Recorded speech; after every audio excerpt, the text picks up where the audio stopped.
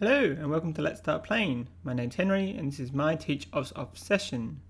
Obsession is a game for 1 to 4 players, and players will be competing to have the most prestigious family in mid-19th century England.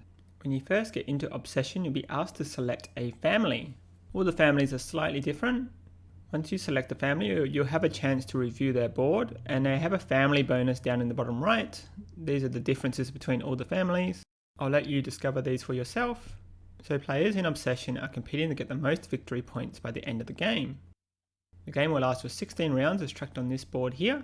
Players will earn victory points in various different ways. One way will be to improve your county state improvements. Buying and using these improvements will give you victory points. Another way will be having prestigious guests in your family circle. Also completing objective cards throughout the game.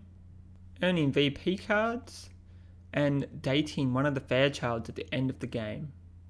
Let's have a look at this turn order board over here. I'll explain each of the steps and you'll be ready to play. So the majority of the steps on this board will depict no picture. This will be a normal round. On every purple step on this turn tracker, you will need to host an activity or pass. This is the core of Obsession, so let's go over how this works. When you are asked to host an activity, you need to use one of your county state improvements to invite guests to and gain rewards from. County state improvements come in 5 different types: essential, service, estate, prestige and sporting.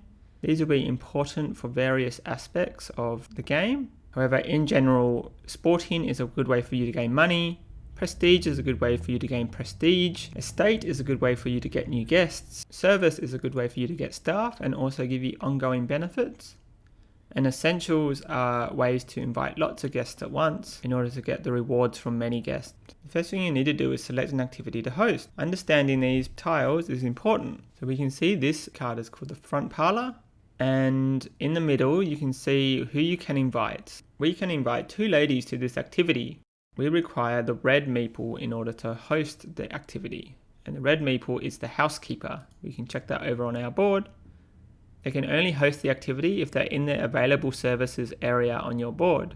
The reward is on the right of where the red meeple is, and this indicates that you're going to gain 3 prestige points. Prestige points are tracking how prestigious your family is, and that is reflected here on the board by this number here.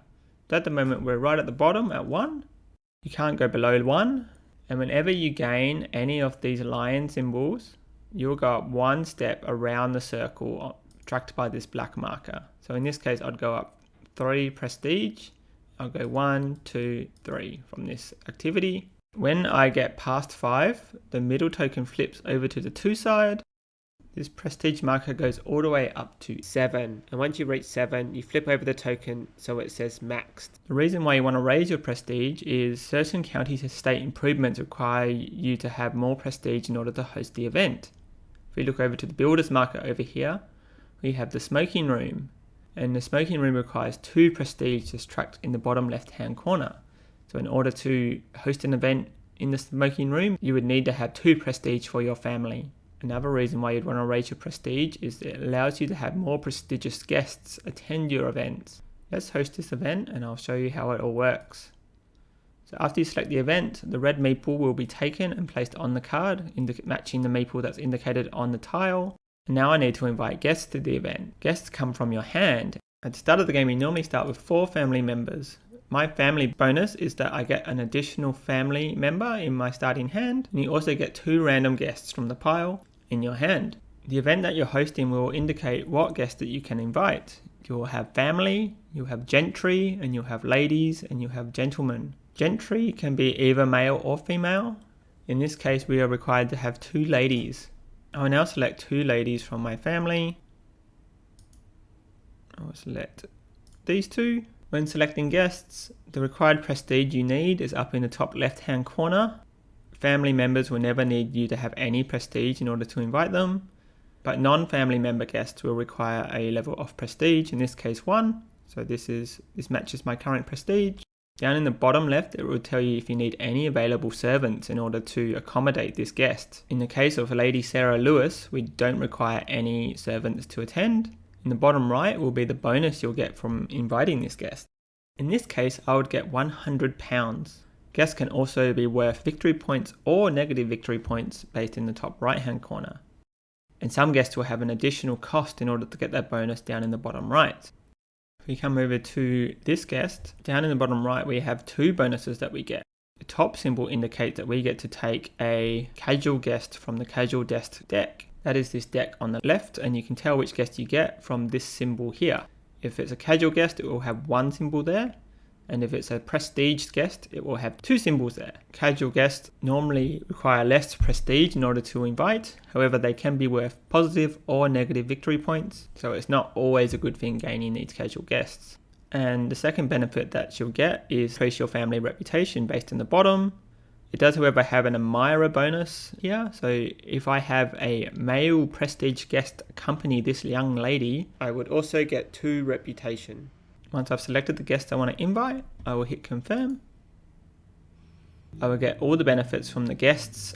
So in this case, I gained the free prestige from this event. I didn't gain the prestige bonus from this card because she wasn't accompanied by a male prestige guest, as the requirement shows in the middle of the card. I drew an additional guest based on the symbol on this card in the bottom right. Miss Anna Fairborn. She is worth -2 victory points at the end of the game. And if she is invited to a guest, she gives us 1 negative prestige, but she also allows us to draw a casual guest. After you have hosted an event, you will then have an opportunity to purchase 1 improvement from the builder's market. If you have enough money to afford any of these, you'll be able to purchase it. In this case, the cheapest one is $300, and some cards will have an additional cost up in the top right hand corner of the card. So this butler's pantry will cost $400. This is a service card and will go slot into the service column in my county state improvements, and these provide ongoing effects. 2 more things happen at the end of hosting an event. Any staff that were used in the event are now moved to this expended service box down here in the bottom left. These staff will be unavailable next round, as at the beginning of next turn all my servants will move 1 space to the right. You can track what happens if you click on this eye here. It shows you an order of play here. The first thing we do is rotate service, and that means all of your servants move 1 space to the right. When they reach this available service space, they are available to use again. The next thing players do in their turn is check the round track, any monuments, and the servants hall improvement to see if any of these take effect on their turn. Monuments are special buildings that are worth lots of victory points and will give players 1 prestige every turn that they are in their county estate. And the round track can have various effects, which I'll show you after explaining this order of plays box. The next things players do in their turn is host an activity, as I just showed you. Once you've selected the activity, you need to invite the guest that you're allowed to invite. You'll provide the service, which means you need to spend all of the workers that you need to provide to host this event. You enjoy the favours of the event and the card and the guests that you invited. All guests that you invited get discarded after the event, and they'll need to be redrawn by using the pass action. You have a chance to buy 1 building from the market, and then you clear your board ready for the next round. And when you do this step, an important thing happens to the event that you have just used. So you can see when I mouse over this event, there are 2 sides to this front parlour. Once you use an event once, the tile gets flipped over to the flower side as indicated in the top right hand corner, and will always be shown in the right in Tabletop Simulator. You can see down in the bottom right of this county and state improvement, the victory points went from -2 to +2. Generally, using the event will increase the victory point gain from that tile at the end of the game. It also changes the effect of the tile. So now if I wanted to use this tile again, I would require 3 ladies and get 2 prestige. If you use a tile again after it's been flipped once, it does not flip back to the other side. You can see me and my opponent have both had a turn, so the round track has moved to the 2nd spot. We will now get a chance to host another activity or to pass. When you pass, you get to either collect $200 in tenants' rents, or instead of taking the $200, you can refresh the builder's market. When you refresh the builder's market, you will remove all 6 tiles from the builder's markets and draw 6 new ones. Also, when you pass, all of your guests that are in your discard pile, which will be in this grey area below your guests, these will come back to your hand and be available to use again. On the 3rd turn, we have a village fair. There are 2 village fairs in a standard game of Obsession. Village fairs relate to one of the starting buildings in your estate. You have this private study building in this estate, and if you choose not to flip this will be worth 3 victory points at the end of the game. However, if you do use this by sending 2 family members, private study will now give you £300 and 2 prestige on all future village fairs. Also throughout the game we have 4 courtship phases. In a courtship phase you do not host an activity, and during the courtship phase players are competing in order to attract the fair child into their hand in order to use until the next courtship phase. In order to get the fair child into your hand, you'll need to look at the theme cards at the top here. Current theme card is service, this blue card at the top. This means the player who has the most service points in their estate will attract the fair child to their estate, and they can select one of the 2 fair child cards into their hand, and that card will be available to use for that player until the next courtship. Once the courtship is resolved, a new theme card will be placed to the right of the current theme card, and that'll be the new victory point condition for the next courtship. And at the final courtship, you'll look at all the theme cards drawn and add up the total victory points for each player for all of the theme cards, and the person who wins that will get the fair child into their hand and be able to be eligible to get the victory points listed in the top right hand corner. Another benefit of attracting a fair child is if you're the player to attract one, you also get to draw a victory point card. Players also need to discard 1 bonus card during the courtship phase. At the bottom of the board after the first courtship, you begin a service tile reserve. Whenever buildings are brought from the builder's market, they are all pushed along and refilled from the right. After the first courtship, all service tiles like these 2 will be placed on this square here. All only cost £300, plus any modifiers on the card. Players can look at all the cards in the service pile by clicking on this icon up here. They'll all be listed in this box. When you get to round 6, players will be asked to draw 2 objective cards. After drawing your objective cards, you'll be asked to discard 1. Players start with 5 victory point cards in their hand. These are different ways for players to gain points at the end of the game. This card says that I have the main library and the north library built in my estate by the end of the game, and I will get 12 bonus victory points. Each of these cards will explain how they gain you points, and each of these are scored at the end of the game. When you gain VP cards, you can either immediately use them to gain the benefit listed on the card, or hold on to them for the victory points that they're worth at the end of the game. After the second courtship, we start reserving the 1 prestige tiles from the market. Any tile drawn that only requires 1 prestige to use will be placed up into this box, and also only cost $300. This functions the same way as the service box. In the builder's holiday phase, may build as many buildings as they like from the market, instead of being restricted to building only 1. In the national holiday, you don't have to have the required reputation in order to host an activity or to invite guests. A few other notes: these servants are all the servants that are available to hire throughout the game. To hire servants, players need to use their butler's room. The first time players use this, they can hire 2 servants from the supply, which is this here. And using it a second time, they can either recruit 2 servants from the supply or steal 1 servant from an opponent.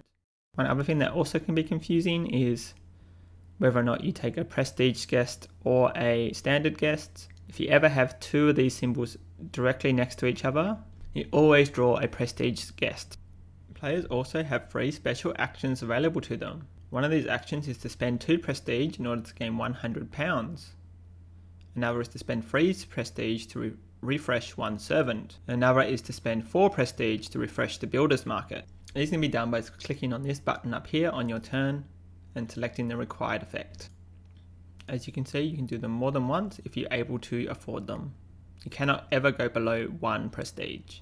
At the end of the game, players will count up all of their guests in their hand and discard pile, score points equal to how many that they're worth, count up all the points listed on their estate buildings and gain points equal to their worth, score any objective cards that they achieved. You'll also gain points based on your reputation.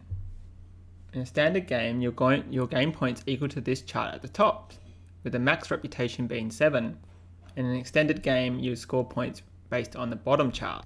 Players also gain 2 victory points per servant they have in their estate. Players get 1 victory point for every £200 they have. Players also now score their victory point cards if they did not use them for the benefit listed on the card. Whoever has the highest amount of victory points at this stage will win. Thank you for watching. This has been Let's Start Playing. If you like this video, please like and subscribe to the channel. Good luck dating the fair childs of England.